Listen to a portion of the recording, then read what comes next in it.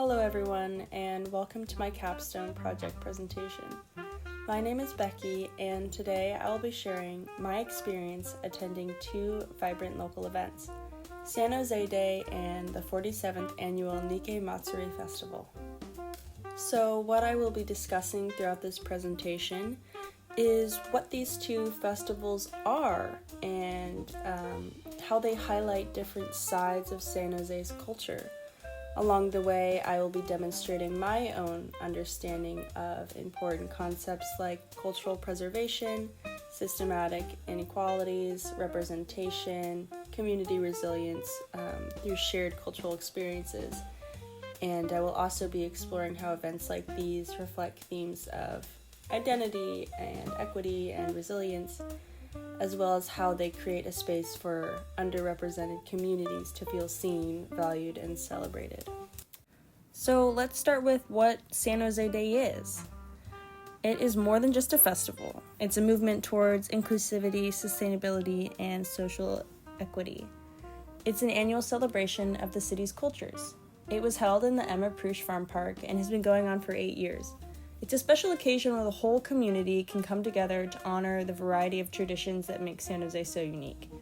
The day was filled with cultural musicians, delicious food, and vibrant displays from all walks of life. It's an opportunity for residents to share their heritage with others. It fosters a deeper appreciation and understanding of the city's rich diversity. And it reminds us that our collective strengths lies in our differences. And when we celebrate that, it really makes our city thrive. So, how about a little background on Nikkei Matsuri Festival? It's a vibrant celebration of Japanese American culture held annually in the San Jose's Japantown. Nikkei refers to people of Japanese descent who have immigrated or settled outside of Japan, and the festival honors this rich heritage while bringing the community together. It was originally launched in 1973, and the festival has become a beloved tradition in San Jose, drawing thousands of attendees. It features an array of cultural events, including traditional Japanese music and dance performances, food booths offering Japanese delicacies, and activities for all ages. The festival also highlights the arts and crafts of local Japanese American artists, showcasing everything from origami to calligraphy to bonsai trees, just anything you can think of. So I'd like to talk about some event observations I found, starting with San Jose Day. They provided several free services like bike and skateboard repair stations. They had opportunities for people to get free lung cancer screenings. They had access to labor law attorneys. They had military recruitment booths, and support for local businesses also highlighted the festival's engagement with various social and economic issues. One booth that stood out to me was called Build, Create, Play. It encouraged youth involvement and engagement, and it fostered future community of leaders. The event also offered a vibrant mix of food trucks for all the guests to choose from. There was live music and performances that celebrated the diverse culture within San Jose. Local artisans showcased unique crafts like jewelry as well as cultural fashion wear. At the Nikkei Matsuri Festival, there was a strong emphasis on supporting local Japanese American small businesses and artists, which helped to preserve their cultural contributions. Youth leadership was also highlighted through engaging volunteer opportunities and youth dance performances, which fostered a sense of community involvement. The event also offered vital community resources such as educational booths, interactive activities that provided cultural education for attendees of all ages, as well as booths donating their profit to organizations. The festival also showcased beautiful traditional performances like the Sakurai Ren Awa Odori dance, which is central to Japanese cultural heritage. There were also lively performances featuring both Hawaiian and Japanese music, reflecting the multicultural nature of the community. Local artisans displayed their work, including handmade jewelry, wooden swords, origami, bonsai trees, while booths offered traditional Japanese clothing and authentic food, adding to the immersive experience. I also wanted to include some photos from both events. So this one is from San Jose Day. Up on the top left, you can see 408 Create. I met this amazing creator. He takes trash around San Jose and makes this beautiful artwork with it. You can also see some of the local artisans. This is a handmade trays and ceramics. You can see some of the free resources. This was the free labor attorney, I believe. There was the Build, Create, Play stand for the children, and then a children's camp that's at the park where the festival was hosted. And on this slide, we can see some photos from the Japantown Festival, the local artisans making wooden swords, all handcrafted, the bonsai displays featuring many different traditional Japanese trees, such as the Japanese maple tree. They had volunteer and register to vote stands, making it a little bit easier for people there to sign up right then and there. Some performers that were there, and just some pretty signs I saw around. Moving on to some of my key findings from San Jose Day, I wanted to talk a little bit more about the free services that they had there, such as the bike repair and the lung cancer screening, the legal consultations, which were really there helping to break down these barriers for communities that usually face inequity and inequalities. Also, the youth engagement and empowerment booth, Build, Create, Play, which I showed the picture of. It was just a really fun way, and it was a great way for the youth to get involved and active, encouraging, just to make friends and community involvement. They had papers out to make fun crafts, and it brought many smiles to the children. The city and community sponsorship, although I didn't show any pictures, there were lots of city teams there to give sponsorships to help this celebration happen, which really showed collaboration and supporting diversity. There was also a lot of cultural pride at the event, food trucks, live music, the local art. It made it a celebration of diversity in San Jose.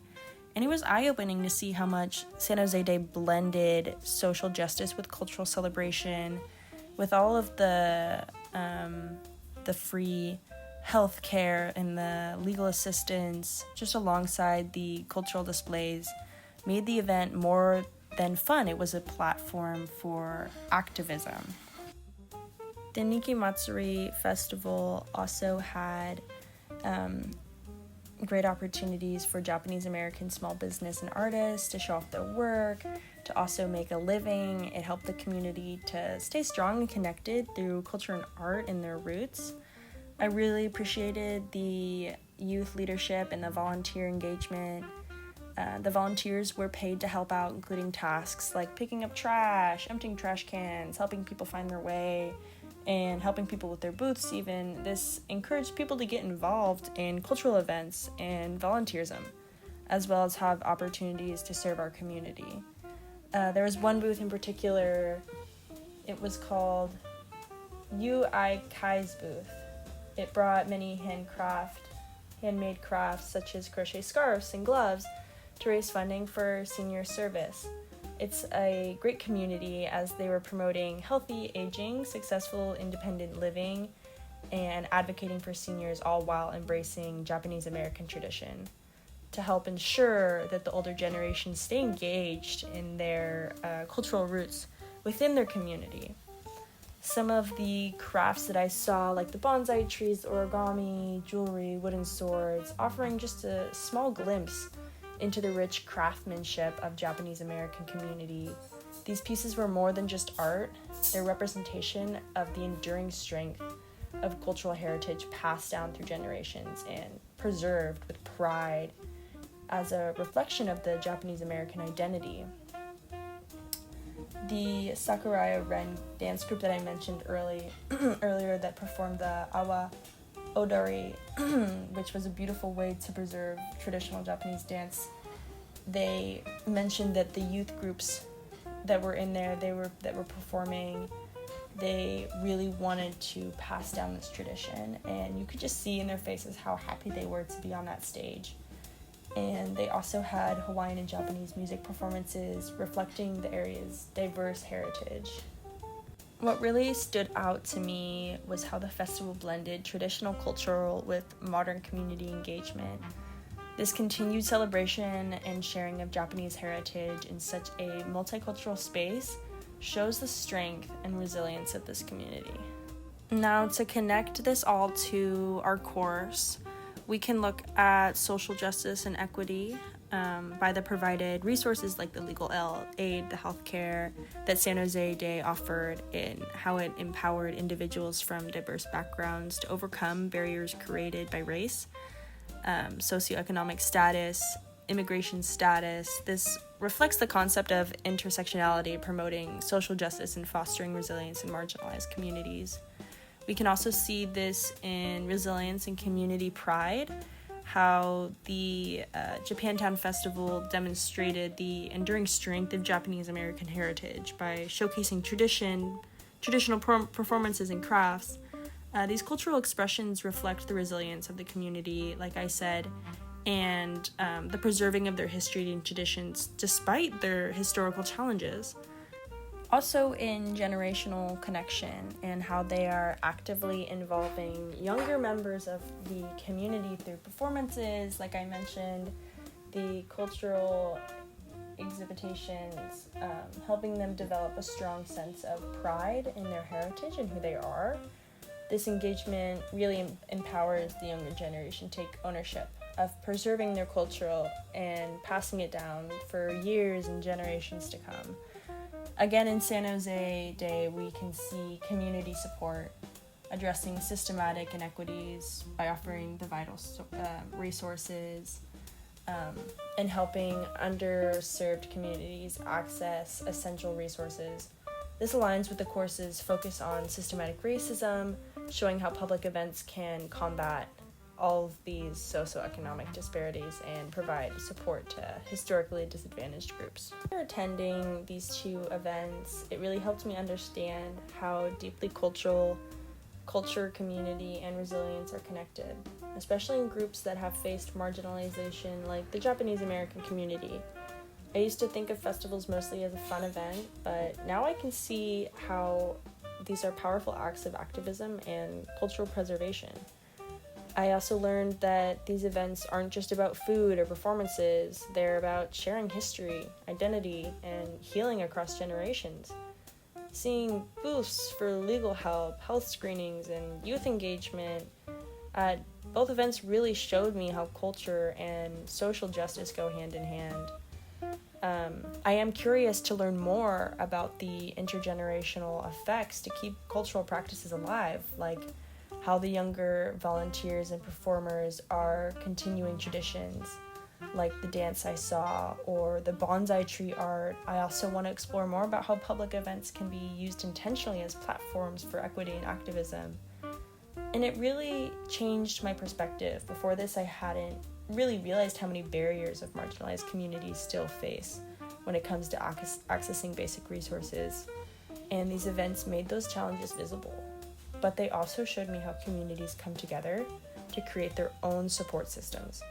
And this project really helped me connect with the course material, especially the themes of systematic inequity, resilience, and identity. It made me look beyond the surface level celebrations and reflect how culture is something people fight to protect and pass on. To wrap up, both San Jose Day and the Nikkei Matsuri Festival showed me how cultural celebrations can do much more than entertain. They empower. From free community resources to youth-led cultural performances, these events highlighted how communities preserve their heritage, support one another, and push back against system inequities. These gatherings reminded me that culture is not just history. It's alive, active, resilient. When communities come together like this, they create spaces for healing, identity, and justice. If there is one takeaway from this, it's don't underestimate the power of local events. They're not just celebrations, they're a form of activism, and they deserve our attention, participation, and support. And if you have any questions for me, or if you just want to discuss some of these questions I have on the screen, just comment it down on the discussion, and I'd love to talk about it with you guys.